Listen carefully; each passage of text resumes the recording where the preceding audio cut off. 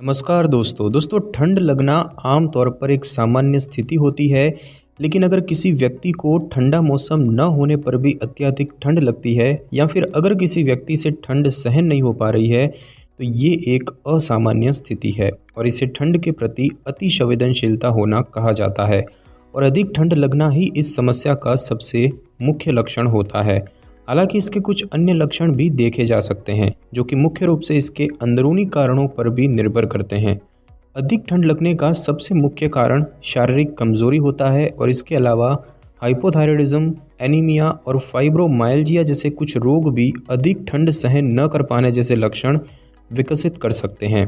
शारीरिक कमजोरी को दूर करके और एक स्वस्थ जीवन शैली को अपनाकर अधिक ठंड लगने जैसी समस्याओं से बचाव किया जा सकता है। और इसके अलावा स्वस्थ आहार और नियमित रूप से शारीरिक जांच करवा कर भी ये समस्या विकसित होने से रोकथाम करने में मदद मिलती है। ठंड के प्रति अति संवेदनशीलता का इलाज करने के लिए सबसे पहले इसका परीक्षण करके अंदरूनी कारणों का पता लगाया जाता है और इसका कारण बनने वाले अंदरूनी रोगों के अनुसार ही इस स्थिति का इलाज शुरू किया जाता है। और इस स्थिति का इलाज करने के लिए डॉक्टर आवश्यक दवाओं के साथ साथ आहार में भी कुछ महत्वपूर्ण बदलाव कर सकते हैं। दोस्तों बात की जाए कि अधिक ठंड लगना क्या होता है तो ठंड के प्रति अति संवेदनशीलता यानी कि सेंसिटिविटी टू कोल्ड को सामान्य भाषा में अत्यधिक ठंड लगना कहा जाता है। और इस समस्या से ग्रस्त व्यक्ति को इतनी ठंड लगती है कि वो सहन नहीं कर पाता है। किसी कमरे में अन्य लोगों को सामान्य महसूस किए जाने पर भी इससे ग्रस्त व्यक्ति ठंड से ठिठुर जाता है और ऐसी स्थिति में गर्म कपड़े पहनने से भी राहत नहीं मिल पाती है। और ये समस्या आमतौर पर पहले से हुई किसी दीर्घकालिक बीमारी से ग्रस्त लोगों में देखी जाती है। और अब हम दोस्तों जानेंगे कि अधिक ठंड लगने के क्या क्या लक्षण देखने को मिल सकते हैं। तो दोस्तों ठंड को सहन ना कर पाना और सामान्य मौसम में भी अत्यधिक ठंड लगना इस स्थिति का सबसे प्रत्यक्ष लक्षण होता है। और इस स्थिति में व्यक्ति ठंड के प्रति इतना संवेदनशील हो जाता है कि उसे गर्म कपड़े पहनने के बाद भी ठंड लगती है। हालांकि ज़्यादातर मामलों में ये खुद कोई रोग नहीं होता है, जबकि स्वास्थ्य संबंधी समस्या में विकसित होने वाला एक लक्षण होता है। और इसीलिए अत्यधिक ठंड लगने पर कुछ लक्षण देखे जा सकते हैं। जैसे कि बात की जाए हाइपोथायराइडिज्म की तो इसमें थकान, डिप्रेशन, बाल झड़ना, कब्ज, मासिक धर्म संबंधी समस्याएं और जो हार्ट की गति है वो धीमी हो जाती है, यानी कि हार्ट धीमी गति से धड़कना। एनीमिया की बात की जाए तो हाथ या पैर में सुन्न होना, कमजोरी या थकान होना, चक्कर आना या सिर घूमना, सांस लेने में दिक्कत होना, हार्ट का जो धड़कन है वो बढ़ जाना, सिरदर्द होना, त्वचा में पीलापन होना। और बात की जाए एनोरेक्सिया नर्वोसा की तो इसमें शरीर का वजन घटना, कब्ज होना, पेट में ऐंठन होना, ध्यान केंद्रित करने में परेशानी होना, चक्कर आना, बेहोशी, मासिक धर्म की अवधि कम हो जाना, नाखून और बाल शुष्क और कमज़ोर हो जाना, शारीरिक रूप से कमजोरी महसूस होना, घाव भरने में अधिक समय लगना, शरीर का वजन बढ़ने का भय होना, एकांत और सबसे छिपकर भोजन करना और सामाजिक रूप से सबसे अलग रहना यानी कि अकेले रहने की आदत होना।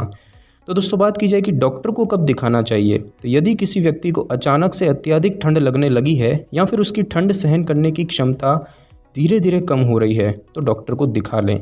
यदि एक दिन के भीतर ये समस्या ठीक न हो पाए तो डॉक्टर के पास चले जाना चाहिए। इसके अलावा अत्यधिक ठंड लगने के साथ यदि हमने जो आपको लक्षण बताए ये भी हो रहे हैं तो जल्द से जल्द आपको डॉक्टर के पास चले जाना चाहिए। और अब हम दोस्तों जानेंगे कि अधिक ठंड लगने के क्या कारण होते हैं। तो दोस्तों आपके शरीर का तापमान कई अलग अलग प्रणालियों द्वारा नियंत्रित किया जाता है। दिमाग का एक छोटा सा हिस्सा जिसे हाइपोथैलेमस कहते हैं, ये शरीर के तापमान को नियंत्रित करने के लिए एक थर्मोस्टेट के रूप में काम करता है। हाइपोथैलेमस शरीर को गर्मी या ठंड पैदा करने के संकेत देता है। हाइपोथैलेमस थायराइड ग्रंथि को शरीर का मेटाबॉलिज्म को आवश्यकता अनुसार कम या ज़्यादा करने के निर्देश देता है और इस प्रक्रिया में थायराइड ग्रंथि भी एक महत्वपूर्ण हिस्सा होती है। इस ग्रंथि को ठीक से काम करने पर कैलोरी अवशोषित नहीं हो पाती है, जिसके परिणाम स्वरूप शरीर के लिए गर्मी और ईंधन बनता है। रक्त के माध्यम से शरीर के सभी हिस्सों में गर्मी संचारित होती है और वसा इन हिस्सों में गर्मी को बनाए रखने में मदद करता है। इनमें से किसी भी प्रक्रिया में कोई असामान्यता आने पर भी ठंड सहन न कर पाने जैसी स्थिति पैदा हो सकती है।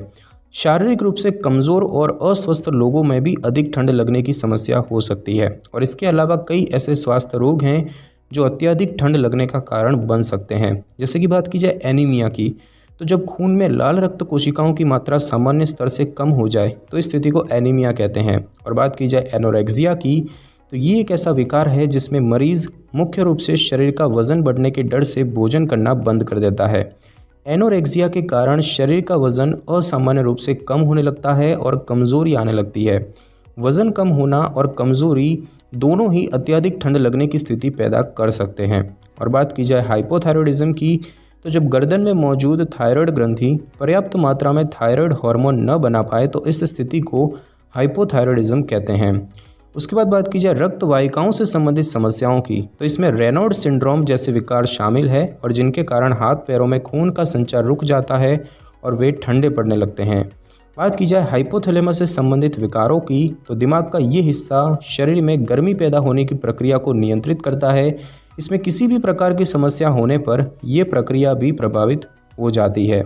फाइब्रोमाइल्जिया की बात करें तो ये एक दीर्घकालिक रोग है जिसमें पूरे बदन में दर्द और तकलीफ हो जाती है और ये स्थिति त्वचा को भी प्रभावित करती है, जिससे कि अत्यधिक ठंड लगने जैसी समस्याएं भी विकसित हो सकती है। और बात की जाए कि ठंड के प्रति अति संवेदनशील होने का खतरा कब बढ़ता है, तो शारीरिक रूप से कमज़ोर होना इस स्थिति के खतरे को सबसे अधिक बढ़ाता है। इसके अलावा यदि शरीर की त्वचा का कोई हिस्सा पहले किसी प्रकार की क्षति से प्रभावित हो चुका है, उसमें यह समस्या होने का खतरा अधिक बढ़ जाता है। उदाहरण के तौर पर फ्रॉस्ट बाइट से प्रभावित हुई उंगलियां ठीक होने के बाद भी ठंड के प्रति अति संवेदनशील रह सकती है। और अब हम दोस्तों जानेंगे कि अधिक ठंड लगने से कैसे बचें। तो यदि आपको ठंड के प्रति अति संवेदनशीलता होती है तो आप कोशिश करें कि किसी भी ऐसी जगह पर ना जाएं जहां का तापमान ठंडा हो। साथ ही साथ गर्म कपड़े पहन कर रखें और विशेष रूप से अपने शरीर के उन हिस्सों को गर्म कपड़ों से ढककर रखें जो इससे अधिक प्रभावित होते हैं। इसके अलावा अपने आहार में पोषक तत्व युक्त खाद्य पदार्थों को शामिल करें और शरीर को कमज़ोर ना होने दें। इस दौरान ऐसे किसी भी चीज़ को न खाएं जिसकी तासीर ठंडी हो। यदि आपको लगता है कि आपको इन उपायों के बाद भी राहत महसूस नहीं हो रही है तो डॉक्टर से इस बारे में बात कर लें। और दोस्तों बात की जाए कि अधिक ठंड लगने का निदान कैसे होता है, इसका डायग्नोसिस कैसे किया जाता है, तो यदि आपको पहली बार ये समस्या होने लगी है और ठीक नहीं हो रही है तो डॉक्टर के पास जाकर इसकी जांच करवा लेनी चाहिए। जांच के दौरान डॉक्टर लक्षणों से संबंधित पिछली सभी जानकारियों के बारे में पूछेंगे और आपके शरीर की जाँच करेंगे। आपकी स्थिति के आधार पर डॉक्टर ब्लड टेस्ट समेत कुछ अन्य टेस्ट भी करवा सकते हैं और ब्लड टेस्ट की मदद से शरीर में ब्लड काउंट और हार्मोन की जांच की जाती है। इसके अलावा निदान के दौरान मरीज से कुछ सवाल भी पूछे जा सकते हैं, जैसे कि क्या आपको पहले कभी ये समस्या हुई है, क्या आप किसी भी प्रकार की दवा या कोई सप्लीमेंट ले रहे हैं, या फिर आपको अत्यधिक ठंड लगने के लक्षण कब शुरू हुए थे, क्या आपके लक्षण गंभीर होते जा रहे हैं, क्या ऐसा होता है कि आपको ठंड लग रही है और आपके आसपास वालों को नहीं, या फिर आप भोजन में क्या लेते हैं और दिन में व्यायाम करते हैं या फिर नहीं। ऐसे कुछ सवाल भी पूछे जा सकते हैं। और अब हम दोस्तों जानेंगे कि अधिक ठंड लगने का इलाज क्या होता है। तो दोस्तों अधिकतर मामलों में अत्यधिक ठंड लगना या फिर ठंड सहन कर पाना खुद कोई बीमारी नहीं होती, बल्कि किसी रोग से होने वाला लक्षण होता है और इस स्थिति का इलाज पूरी तरह से डॉक्टर द्वारा किए गए निदान के रिजल्ट और इसके कारण पर निर्भर करता है। ठंड के प्रति अति संवेदनशीलता का इलाज कुछ स्थितियों के अनुसार किया जाता है, जैसे कि बात की जाए एनीमिया की, तो अगर आपको एनीमिया के कारण ये समस्या हुई है तो इसका इलाज भी एनीमिया के अनुसार ही किया जाएगा और इसमें मुख्य रूप से आयरन के सप्लीमेंट दिए जाते हैं। एनोरेक्सिया की बात करें तो एनोरेक्सिया नर्वोसा का इलाज करना एक लंबी प्रक्रिया होती है। इससे होने वाले लक्षणों के अनुसार ही दवाएं दी जाती है और इस समस्या का इलाज करने के लिए मुख्य रूप से एक विशेष मेडिकल टीम की आवश्यकता पड़ती है, जिसमें पोषक तत्वों और स्वस्थ जीवन शैली के विशेषज्ञ शामिल होते हैं। कुछ गंभीर मामलों में इस स्थिति का इलाज करने के लिए मनोवैज्ञानिक विशेषज्ञों की आवश्यकता भी पड़ सकती है। हाइपोथायरॉयडिज्म की बात करें तो हाइपोथायरॉयडिज्म का इलाज करने के लिए मरीज को रोजाना ओरल सिंथेटिक हार्मोन दिया जाता है और इस स्थिति का इलाज जीवन भर चलता है, लेकिन स्थिति के अनुसार दवा की खुराक को समय समय पर कम या ज़्यादा किया जा सकता है। रक्त वाहिकाओं से संबंधित समस्याओं की बात करें तो रक्त वाहिकाओं से संबंधित समस्याओं का इलाज उनके कारणों के अनुसार अलग अलग तरीकों से किया जा सकता है।